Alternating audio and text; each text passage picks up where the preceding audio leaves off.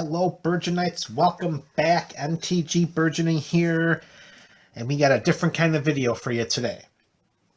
And we're going to start immediately by crediting the professor from the Tolarian Community College for the inspiration behind today's video and the deck tech you're about to see.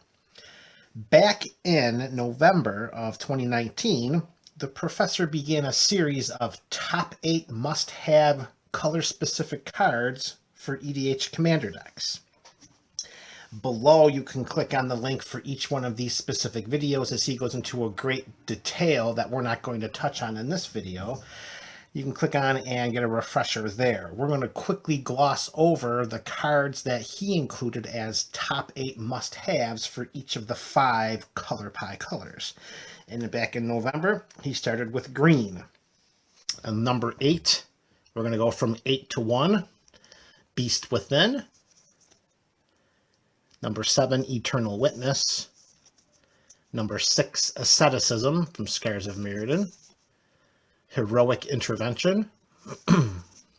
Seedborn Muse. Kodama's Reach. And Cultivate, leading us to number 1 being the Courser of Kruphix. These were the professor's top 8 must-have green cards for Commander. In December, he went from green to the top 8 black cards. And here we go again from top 8 to top number 1. Animate Dead, Phyrexian Arena, Toxic Deluge, the Dictate of Erebus, Shriekmaw, Hero's Downfall, Exquisite Blood. He paired Exquisite Blood with Sanguine Bond for the infinite combo that could happen with the interaction between those two cards. However, to keep the symmetry of top 8 for each color, we forego the Sanguine Bond and just include the Exquisite Blood, because there will be opponents losing life much more frequently than we will be gaining life. And number 1, of course, Demonic Tutor. Okay, those were the top 8 black. And then in January, the professor gave us his top 8 white cards. 8 was Austere Command. Number 7, Land Tax. 6 was the Sun Titan. Number 5, Enlightened Tutor. Number 4, Wrath of God. Number 3, Swords to Plowshares. Number 2, Teferi's Protection. And number 1, Smothering Tithe. Those were the professor from Tolarian Community College. Those were his top 8 white cards. And then in February, the prof gave us his top 8 red cards for Commander. Number 8 to 1, Curse of Opulence. The Outpost Siege, Blasphemous Act, Gamble, Dockside Extortionist, the Hellkite Tyrant, Vandal Blast, and then number 1, Chaos Warp. So that was February. And then finally, after more than a 2-month wait, he finally gave us his top 8 blue must-have cards for Commander. And I will begin by immediately thanking the professor for not including in the official top 8 Gilded Drake or Mana Drain. Thank you, professor. So from 8 to 1, Mystical Tutor, Counterspell, Rapid Hybridization, and Pongify both made the number 6 slot. And Rapid Hybridization is a much more common card than I can find other than Pongify. So Rapid Hybridization is in. Both cards do the exact same thing, except the creature token is different. Pongify is a 3/3 green ape. where Rapid Hybridization is a 3/3 green frog lizard. So Rapid Hybridization it is.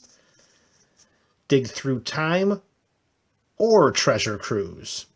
I chose the flexibility of Dig Through Time. Narset Parter of Veils.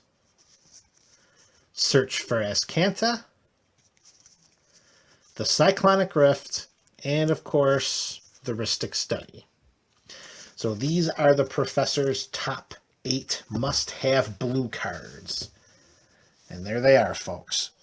And what we're going to do with these 5 top 8 is we're going to create our own 5-color commander deck featuring these 40 cards in the support colors that they're meant to be. Now, if you review, you're going to notice that a lot of those cards, and the Professor does go out of his way to explain that these are the cards that should be in every commander deck if you're playing that color. And that is to say that there isn't a great deal of direction, there isn't a great number of win with these cards. So, with the remaining 20 cards that we're going to include outside of the lands, we have to find some ways to push through to win our games if we're going to include these 40 for our base support cards. So, to get us a little bit stronger with what we're planning to do with this deck, let's show the top 10 artifacts that we're going to include in this commander deck. And this was not a top 10 that was derived from any of the professors. He does not have a current top X must-have cards of artifacts for Commander. This is more based on EDH Rec and the most popular cards that are included as trying to keep with the theme we have here. So what we're going to do is we're going to go from number 1 down to number 10. We're going to include 10 artifacts in this portion of the deck. So number 1, of course, Soooo. This is the 1A to the Arcane Signet 1B. Those are the first 2. Next up, Lightning Greaves, Shroud and Haste for 0, Swiftfoot Boots, Hexproof and Haste for 1, Solemn Simulacrum, everyone knows about the old sad robot here, Commander Sphere, 1 mana of any color, sacrifice to draw a card, Thought Vessel. The no maximum hand size is going to be important for this deck. A Fellwire Stone. We're playing 5 colors, so this is going to help us with any of those colors, of course. And number 9, Skull Clamp. May in fact be the best artifact in our meta. And number 10, this one was not the 10th most popular at EDH Rec. This is more of a shout out to Josh Lee Kwai of the Command Zone. And yes, if you follow them, you know it's going to be the Vidalcan Orrery. These are the 10 artifacts that we're going to include with these 40 top 8 must-have cards from the Professor. So, aside from lands, that leaves us with 10 more cards to include. And the biggest question here is, how are we going to win? We can spin our heels for many moons playing these 50 cards, but how are we going to push through to win? Well, this is what we're going to do. We're going to include 1 card from each 2-color combination. So each guild, I guess you can say. This is not a guild-specific deck, of course, but we're going to include 1 card from each of the 10 guilds as a way in which to say, this is how we're going to win. This is our win conditions. This is what's going to help us to push through for the victory. And we're going to start with the Azorius Guild, of course, white-blue, and the Dream Trawler. For 2 and 2 Azorius colors, we're getting a 3/5 flying lifelinker that whenever we draw a card, it gets +1/+0 till end of turn. Whenever it attacks, it draws a card. Discard a card, it gains hexproof till end of turn, tap it. This is entry 1 of our 10 win conditions for this deck. Dream Trawler. Next up, we're going to visit the Dimir Guild, and you're going to notice a theme as we continue to move through these cards that are going to hopefully be the cards to take us to victory. Una, Queen of the Fae. For 3 and any combination of 3 hybrid Dimir mana, we're getting a 5/5 flying fairy wizard. We can tap X and any combination of 1 Dimir color and choose a color, and target opponent removes the top X cards of his or her library from the game. And for each card of the chosen color removed this way, we're putting a 1/1 blue 1 black fairy rogue creature token with flying into play. This is another one of the cards that's going to help us close out a game with this commander deck. And entry number 3 of our win conditions, Kaervek the Merciless. For 5 and a Rakdos, we're getting a 5/4 legendary creature that whenever an opponent casts a spell, he deals damage to any target equal to that spell's converted mana cost. Win condition number 3. All right, next up. Now bear with me here because this is not an English copy. This is in fact in German.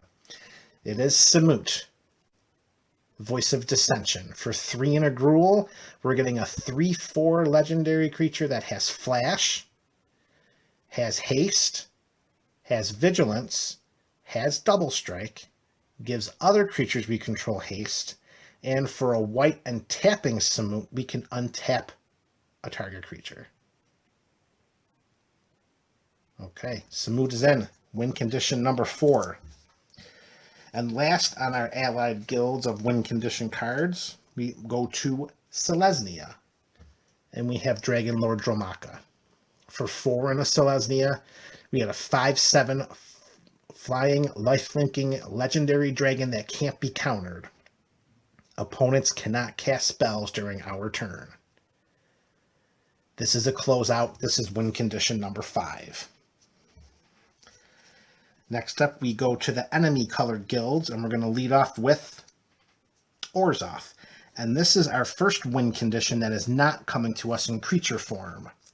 And that's going to be Debt to the Deathless. For an X and 2 ORZHOV, come on, camera, what are we doing here? There we go. For X and 2 ORZHOV, we're going to have each opponent lose twice of X, lose 2 times X life, and we gain life equal to the life lost this way. So if we tap for 10 and X is 6, each opponent's losing 12, and we're gaining however many opponents lose 12 life. That's the life that we gain. Endgame, this can close it out, and it's also specifically more helpful that this says lose life and not deal damage. Debt to the Deathless is win condition number 6. Next up, we go to the BOROS Guild, and their contribution to our win conditions is going to be Gisela, the Blade of Gold Knight. For 4, a white, and an ORZHOV, we get a 5/5 legendary angel, flying and first striking. And if a source would deal damage to an opponent or a permanent an opponent controls, it deals double that damage instead. If a source would deal damage to us or a permanent we control, we prevent half that damage rounded down. Gisela, closing out games since Avacyn Restored. And that's entry number 7. Number 8, we go straight to the SIMIC Guild. The Locust God. For 4 and an IZZET, we get a 4/4 legendary god. It flies, and whenever we draw a card, we're putting a 1/1 blue and red insect creature token with flying and haste into play. For 2, a blue and a red, we draw a card and then discard a card. And when the Locust God dies, we return it to its owner's hand at the beginning of the next end step. And this is absolutely its best contribution for a win condition in this deck. We're down to our last 2. And this one is a little bit out of the box here. It's not a deck that is specifically set up for what this creature does best from the SIMIC Guild, but it definitely is something that we could take advantage of and help push for a win condition. And that's going to be Thrasios, the Triton Hero. For SIMIC colors, we get a 1/3 legendary Merfolk Wizard, but for every 4 we tap, we scry 1, we reveal the top card of our library. If it's a land, it goes into play tapped. If it doesn't, we draw a card. Mid to late game, with a lot of mana available, this could be the card to push us to victory. And it is also our 9th win condition. And lastly, we visit the Golgari Guild. And their contribution is not a creature. It's not an instant. It's not a sorcery. It's not even a planeswalker. It's a way in which that can help us reset the board if needed. And it is, my opinion, the most powerful Golgari card in Commander. And that's Pernicious Deed. For 1 and Golgari, we get an enchantment that says, tap X and sacrifice Pernicious Deed, destroy each artifact, creature, and enchantment with converted mana cost X or less. Remember, sometimes a win condition means resetting the board, and Pernicious Deed is one of the best ways for us to do that, and the best way to do it in Golgari colors. And that is our win condition number 10. So we've got our 40 color specific, we've got our 10 artifacts, and we have our 10 gold colored win condition cards for a total of 60 cards. So now let's take a moment and let's review what our land base is going to look like. And if you're a fan of the channel, you're going to know that there's going to be probably a lot of similarities to the land base with this deck as other 5 color commander decks that you've seen on MTG Burgeoning here. Some that come to the top of my mind are Scion of the Ur-Dragon, the First Sliver. There's probably some more that just aren't coming off the top of my head. So if you've seen those deck techs, you'll have a pretty good idea of what we're doing here. So let's begin with our first 10 lands, and that's going to be 10 fetch lands. And we got 1 copy of each of the 10 fetch lands, the 5 original from Zendikar and the 5 original from Onslaught. Flooded Strand, Polluted Delta, Bloodstained Mire, Wooded Foothills, Windswept Heath, Marsh Flats, Arid Mesa, Misty Rainforest, Scalding Tarn, and the Verdant Catacombs. Niv Mizzet Reborn is another commander that jumps to mind when talking about similar mana bases that MTG Burgeoning has gone over. All right, so that's our first 10 lands. Our next 10 lands, 10 shocks, 1 from every guild.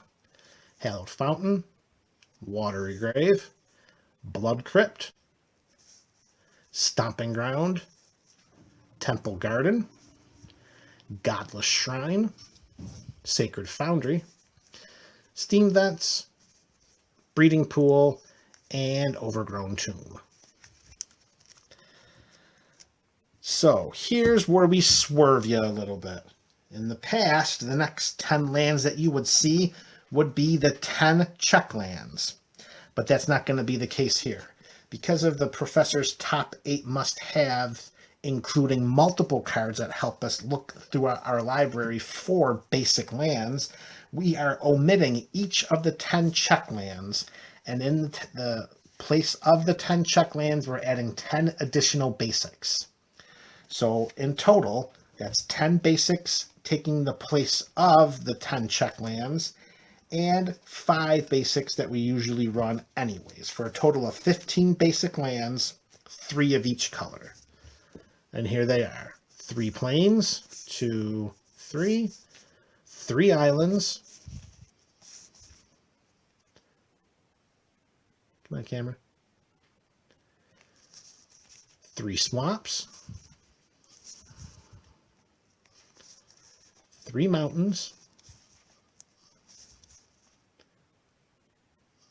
And finally, 3 forests. So this will be 15 basic lands to go with our 10 shock lands and our 10 fetch lands. So there's 35 lands. We got 4 lands left.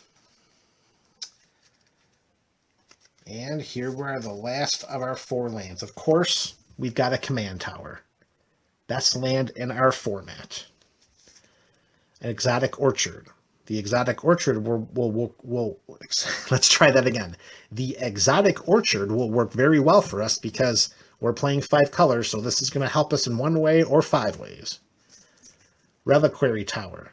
As I mentioned with the Thought Vessel, the Reliquary Tower is going to be important so that we can have no maximum hand size. Come on, camera. There we go.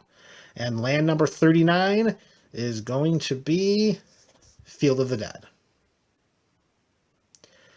Enters the battlefield tapped, gives us a colorless, and whenever Field of the Dead or another land enters the battlefield under our control, if we control 7 or more lands with different names, create a 2/2 black zombie creature token. So those are the 39 lands that we're going to include in this commander deck. So we have our 40 support, we have our 10 artifact, we have our 10 multicolored win conditions, and our 39 lands. That leaves us with one 99 card commander deck. Who is going to be our general? Who is going to lead this deck into a multiplayer format and come out victorious? A lot of options. I did think about it for a while, and I thought that because of such a varied and unstructured deck that this is, with no true direction, this is truly a good stuff deck. I get that. This is a 5-color good stuff, and I could not think of a better commander to exploit that than Kenrith, the Returned King. For 4 and a white, we get a 5/5 legendary human noble with 5 different abilities. For a red, all creatures are getting trample and haste until end of turn. For a white and a green, we're putting a +1/+1 counter on target creature. For 2 and a white, someone's gaining 5 life. For 3 and a blue, someone's drawing a card. And for 4 and a black, put target creature card from a graveyard onto the battlefield under its owner's control. I believe Kenrith is the best choice to be the commander for this deck. And we are going to use this deck, and we are going to keep tabs on its performance, and we are going to report back to MTG Burgeoning with any results, and we're just going to see how it does. And again, I go back to how I prefaced this video at the beginning. This deck was inspired by the professor from Tolarian Community College. It is his 5 top 8 must-have color-specific commander cards. And again, you can click the link on the bottom, and he'll take you to each one of those videos a little more in depth than I went into in today's video. We're going to take those 40, we're going to run a commander deck, and we're going to see what happens. Folks, this is MTG Burgeoning. Take care of yourselves and each other.